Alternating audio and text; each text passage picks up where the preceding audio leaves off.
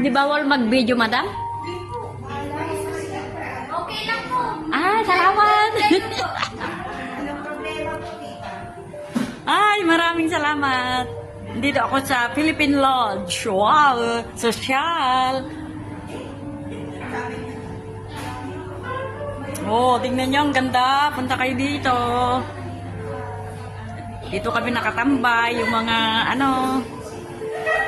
ganda. May mga rooms pa dito.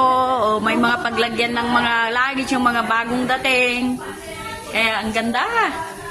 Ang ganda. Salamat, BBM.